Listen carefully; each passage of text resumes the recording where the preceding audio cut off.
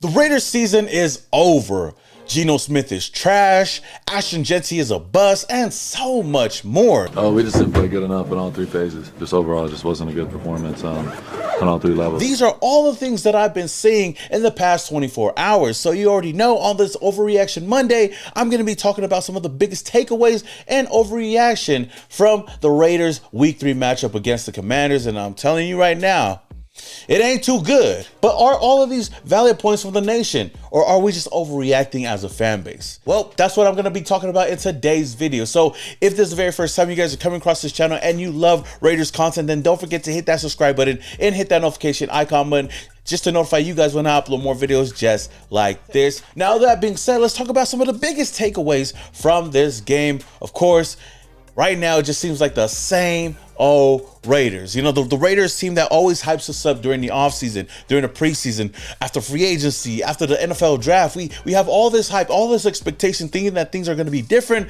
but we look like the same damn team out there. And 3 weeks in, it seems like the Pete Carroll hype is already dying down right now, and the Raidernation just wants to see some results out there. At the end of the day, it's all about winning. And if we're not winning games, we're going to start criticizing every single thing that's out there, from the coaching staff to the regime, to the players. The list goes on and on and on. And from what we've seen in 3 weeks only with this team, it ain't too good. And the way things are going right now, we might not be celebrating a lot this year. But can Pete Carroll turn things around? We'll have to wait and see. We'll have to wait and see on that. Now, the first thing to talk about is, I believe, what everybody's talking about after watching this game is the offensive line. The offensive line is trash. We've seen the flags there in week 1 and week 2, but in this game, they definitely got exposed on all facets of the game. And it seemed like the Raiders couldn't do anything out there. We knew that this offensive line wasn't the strong point, but looking at it now and seeing how they looked out there, we definitely got to change things up. A lot of changes have got to be made on that offensive line. Well, I don't think that there's got to be that many changes, but there are some key changes that the Raiders need to make, and it starts with Pete Carroll's son, Brandon Carroll. I hate to be one of those guys to just come out and say, oh, fire this dude already, because we're just so early on in the season. But this is a dude that really had no NFL coaching experience, is only here because of his father. And looking at the offensive line, and you compared this offensive line to last year, I mean, the end of the year last year, this offensive line was pretty solid, and we damn near have all the same players on this offensive line that we had at the end of the season last year. So you're telling me that even with the same talent that we had last year, we look way worse than that? And that can only go back and trickle down to the offensive coordinator, the offensive line coach, and what he's doing to this team. I don't know where the communication is on this aspect. And the fact that they've been moving people around to positions that they're not comfortable with Jordan Meredith playing center, with JPJ playing right guard. I mean, we've been hearing a lot of great things in camp, but seeing it out there, it just shows that it's just not working. That project isn't working right now. And I feel like the only moves that the Raiders need to make right now is moving JPJ back to center, moving Jordan Meredith back to right guard. And I don't even know what you do with Dylan Parham. Heck, you could possibly just throw Alex Kappa over there at left guard, because the way Dylan Parham has been looking in these last 2 games, it ain't it.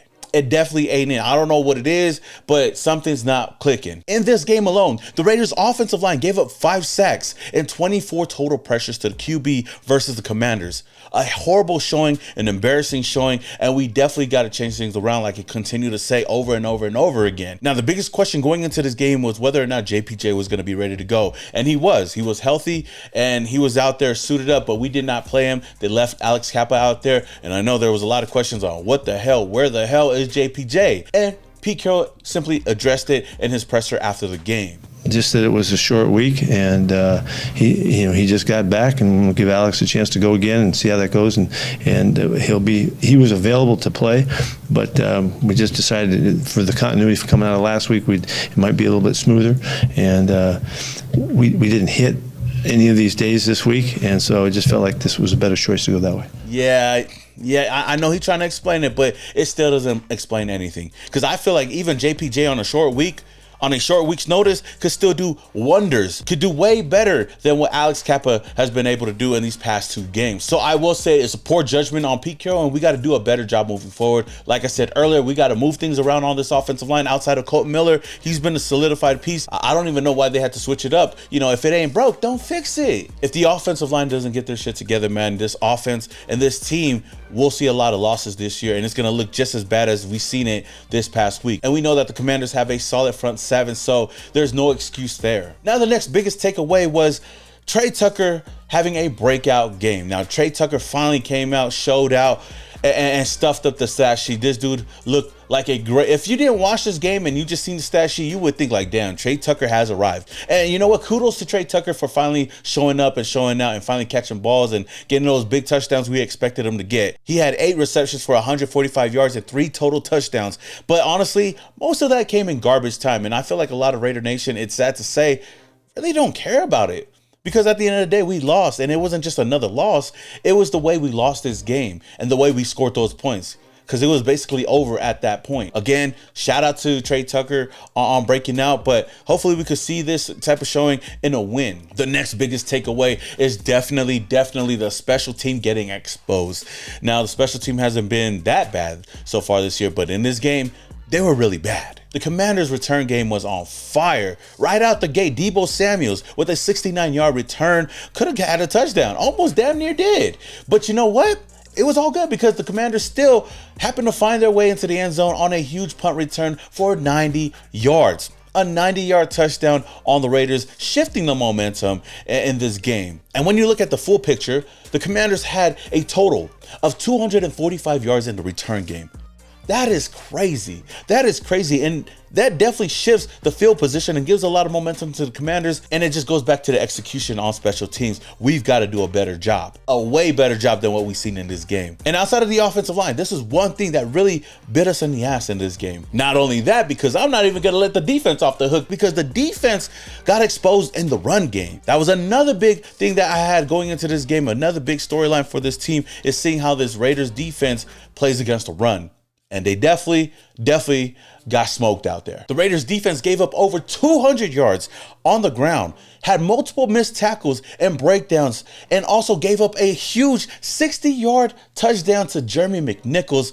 And this was a play, like I stated yesterday, we had 3 defenders miss a tackle: Jeremy Chin, Elandon Roberts, and Max Crosby not being able to wrap up, along with just giving up big chunk plays in the return game and even in the run game. Really shows you some of the biggest weaknesses on the defensive side of the ball. Now, I will say that I'm not really too worried about the Raiders defense moving forward unless they continue to play like this, but they've been pretty good up until this point. Now, I'll give them one game. But if they continue to look like this moving forward, then we definitely got to start questioning a lot of things. Now, I know I'm kind of shitting on the run D, but that pass D was just as bad as well. We had no pressure on Marcus Mariota. He only got sacked 1 time in this game. And when you watch this game, when you actually look at this game, he seemed like he was just chilling in the pocket. He seemed like he was unbothered. Even when the pressure was kind of getting close to him, he was still sitting in the pocket, finding his guy and making big plays down the field. Not once did Marcus Mariota fight for his life out there or run all over the place trying to make a play just because the defense got to him. So moving forward, I want to see some better execution from this defensive side of the ball. That said, going into the last biggest takeaway from this game, I kind of look at it as a silver lining for this team, is the fact that the AFC West is still kind of open right now.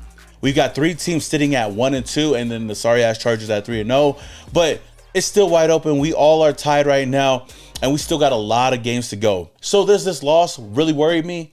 I will say yes. It definitely does worry me moving forward. And until the Raiders can show something or show something positive for us, the Raider Nation, we're going to continue to criticize this team no matter what. That being said, though, moving on to the next segment in this video, the overreactions on this Monday. Now, I've seen a lot of people talking, a lot of Raider fans on social media all over the place. Of course, we're all emotional, so I don't fault anybody for feeling the way they felt, because we've been dealing with this team. We've been stressed with this team. We've been duped. We've been played over and over and over, year after year after year from this team. So I totally understand everybody's overreaction. Heck, I felt overreactive even after the loss as well. I'm gonna take some of those overreactions and talk about it, give you guys my thoughts, while also getting your guys' thoughts as well in the comments below. First one being that the Raiders season is over. And I totally understand how everybody can feel about it, especially after a loss like this. I will say that this is by far the most embarrassing loss this season, but we are only 3 weeks in, and I hate to be that person to say it, but we still got a long way to go this year. There's a lot of season left, and there's time to course correct. But if we do not clean up that offensive line, then the season might as well be over right now. That's my honest opinions. Is that offensive line and seeing what they do. Because if we continue to look like that, if we can't have any kind of drives, stay alive, if we can't even block, then what's the point of going out there and trying to compete with all these other NFL teams? So is the Raiders season over? I will say no, because we still got 14 more weeks left, and we could still change a lot of things. I mean, we've seen many teams over the past couple of years, start off really bad or even start off really good. But at the end of the season, it's a total flip. And I hope that the Raiders are one of those teams that start bad and get better as the season progresses. And maybe we turn things around and we look back at the beginning of the season right now and be like, you know what, that was a sad time, but we got to adjust. We got to turn things around, and we got to go out there and compete every single week. That's the type of season I'm looking forward to. Hopefully, I'm still trying to keep my optimism up high. The next overreaction is Geno Smith is trash. And honestly, I feel like if you feel this way, then you definitely didn't watch the game, or you just don't like Geno Smith at all. Because I don't know how you watch that game and see that offensive line and how bad they looked out there and say Geno Smith is trash, because he barely had any time in the pocket to do anything out there. And I know a lot of people a lot of people are going to go into metrics and say, he actually held the ball for pretty long. Yeah, he was holding the ball longer than usual because he was running around in the backfield. He was trying to run around and make a play. And most of the time, he really didn't have any time out there. By the time he got to drop back, he already had to run for his life. But that's the reality of things that's been going on with the Raiders for the past couple of weeks. And even after all of that, he had a better day statistically than he did last week, throwing 19 for 29, 289 yards, 3 touchdowns, and 0 interceptions. Now, I do understand it. I say the same thing about Trey Tucker. It was all in garbage time, so it really doesn't matter. But he didn't throw any interceptions, and that's a big thing for Geno Smith. No interceptions, no turnovers, but we had a chance until we gave him some big plays on special team and even on the defensive side of the ball. If we want to see if Geno Smith is that guy or not, we need the offensive line to do their part, and they just haven't been able to do that. So is Geno Smith trash? No, I don't think so. I feel like any quarterback you put back there, or mostly any quarterback that you put back there, is going to suffer. Heck, you got to see Patrick Mahomes, I believe a couple of years ago in the Super Bowl, not being able to do anything because the offensive line was hoeing him out. And he was out there trying to make some plays, but it just did not work out. Now, Geno Smith is not even on the level of Patrick Mahomes, so you can't expect him to go out there and make big-time plays with the sorry offensive line like this. Even when Derek Carr was here, when we had bad offensive lines, he was struggling. When we had great offensive lines, he was doing his job, and he got the job done when sometimes, not all the time. But still, we can't expect much from Geno Smith if the offensive line ain't doing their job. Now, that takes me over to my next biggest overreaction that I've seen, is the fact that Ashton Jeanty is a bust. And honestly, the same thing can be said for Ashton Jeanty like Geno Smith. Again, if you watch this game, you've seen that Ashton Jeanty barely had any holes to run up. Now, he did have a much better game statistically, maybe his best, well, it is his best game so far this season, having 17 carries for 63 yards, had the longest run for 13 yards, and he showed a little bit of what he can do when he has some time to run around, or at least has some holes to run through. But if the offensive line can't block, then what do you expect Ashton Jeanty to do? Now, I know a lot of Raider Nation can go back and forth on whether or not drafting Ashton Jeanty at number 6 was worth it.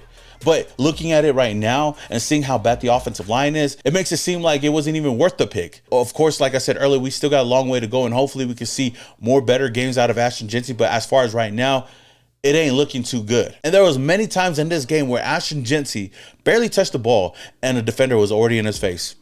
And he tried to make the most of what he could do out there. But Ashton Jeanty is far from being a bust right now. We still got a long way to go, like I said.